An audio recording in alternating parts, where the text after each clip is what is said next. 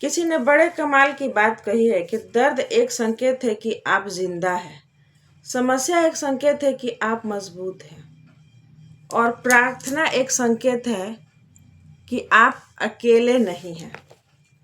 Hello friend, I am Priyanka Pandey.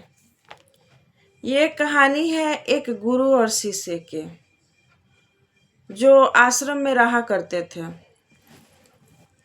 वो शिष्य जो बहुत ही गुस्सैल टाइप का था, बहुत ही गुस्सैला, हर बात पे उसे गुस्सा आ जाती थी। जब उसको गुस्सा आता था तो अपने ऊपर थोड़ा सा भी कोई कंट्रोल ही नहीं रहता था कि उसे कब क्या बोलना है, कैसे बोलना है। तो उस आश्रम में बाकी जो शिष्य थे, उन सारे शिष्यों के साथ जब भी इसको गुस्सा आता, अनाप शनाप अड़गम बड़गम कुछ भी बोल दिया करता था। ये सोचता नहीं था कि मेरे बोलने से किसी को दुख लग सकता है, किसी को तकलीफ हो सकती है। नहीं, ये कुछ भी बोलता चला जाता था। ऐसे करते करते तकरीबन ये सारे वहाँ के जो शिष्य थे, सबसे अपना रिश्ता खराब कर चुका था।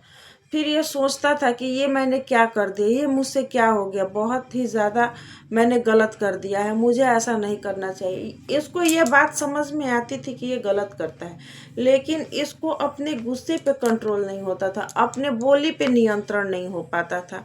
इससे परेशान होकर गुरुजी के पास गया और जाके बोला कि गुरुजी प्रणाम। गुरु ने कहा कि हाँ बोलो, क्या समस्या है। तो बोला कि गुरुजी, मुझे समझ में ये बात नहीं आ रही है कि आप इतने शांत, सुशील और मीठी वाणी कैसे बोल लेते हैं।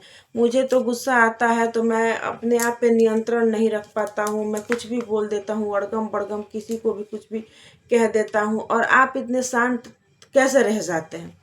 इस पर गुरुजी ने कहा कि क्यों, क्या हुआ है। तो शिष्य ने कहा कि गुरुजी, बात ऐसा है कि मुझे मेरे गुस्से पे कंट्रोल नहीं रहता है, और इस कारण से मैंने इस आश्रम के सभी शिष्यों से मतलब जो नहीं बोलना चाहिए, बुरा भला इतना बोल दिया हूँ कि लोग मुझसे बात करना तो दूर, मेरी शक्ल तक देखना नहीं चाहते हैं। गलत तो सच में मैंने बहुत ज़्यादा कर दिया है। आप अपना एक मंत्र बताइए ना, आप इतना शांत कैसे रह लेते हैं। आपका वो कौन सा रहस्य है जो आपको कभी गुस्सा नहीं आता है, मुझे भी बता देते तो शायद मैं अपने ऊपर कंट्रोल कर पाता। इस पर गुरुजी ने कहा कि मुझे मेरा भविष्य तो नहीं पता, लेकिन मैं तुम्हारा भविष्य अवश्य जानता हूँ। आज से ठीक 7 दिन बाद तुम्हारी मृत्यु हो जाएगी। इतना सुनकर वो शिष्य घबरा गया और चौंक कर उठ गया। बोला, 7 दिन बाद मेरी मृत्यु हो जाएगी। अगर ये बात कोई और बोलता तो वो शायद यकीन नहीं करता, लेकिन उसे पता था कि ये गुरुजी बहुत ही विद्वान है, इनको भूत, भविष्य और वर्तमान तीनों का ज्ञान है।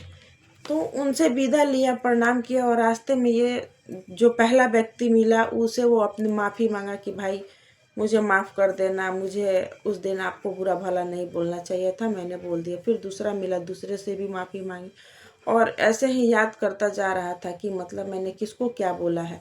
याद करता और जाके उसे माफ़ी मांग लेता। तकरीबन 7 दिन से पहले उसने सबसे माफ़ी मांग ली थी। लोग भी अचंभित हो गए थे कि भाई ऐसा क्या हो गया है जो ये सबसे माफ़ी मांग रहा है, झगड़ा नहीं कर रहा है, गुस्सा नहीं कर रहा है, किसी को कुछ बुरा भला बोल नहीं रहा, आखिर हुआ क्या है इसको। फिर गुरुजी के पास गया और गुरुजी को बोला कि गुरुजी, आप भी मेरा अंतिम प्रणाम स्वीकार कीजिए, और आज मेरा मृत्यु का दिवस है, आज मैं मरने वाला हूँ। इस पर गुरुजी ने कहा कि ठीक है, वो बात तो अलग है, पहले ये बताओ कि इन 7 दिनों में तुमको गुस्सा आया। तो बोला कि गुरुजी, गुस्सा तो बहुत आता था, मैं उस गुस्से को पी लेता था, उस गुस्से के घूंट को मैं पी लेता था। मैं ये सोचकर पी लेता था कि जाते समय, अंतिम समय में तो अब मैं किसी को कुछ ना बुरा भला ना बोलूं, जिससे भगवान मेरा भी भला करे और इन लोग को मेरे प्रति नज़रिया भी बदल जाए। इसलिए मैं ये सोच के मैंने कभी किसी को कुछ बुरा भला नहीं बोला। इन 7 दिनों में मैंने जिसको जो बोला था उसके लिए मैं माफ़ी भी मांगा। तो गुरुजी ने बोला, बस यही तो मेरा मंत्र है, मेरा रहस्य है चुप रहने का, मीठी बाड़ी बोलने का। मैं हर रोज़ यही सोच के चुप रहता हूँ कि हर किसी से मीठी बाड़ी बोलता हूँ कि हो सकता है आज ही मेरा अंतिम क्षण हो। आपके और हमारे पास भी ये 7 दिन ही है। ये कहानी सिर्फ गुरु और शिष्य की नहीं है, आपकी और हमारी भी है। हमारे पास भी 7 दिनों में Sunday, Monday, Tuesday, Wednesday, Thursday, Friday and Saturday है। और हम इन 7 दिनों में अपना भविष्य और वर्तमान जरूर बदल सकते हैं। आप भी बदल सकते हैं और आप देखिएगा ऐसा बदल के चमत्कार आपके साथ जरूर होगा। जय श्री कृष्णा, राधे राधे।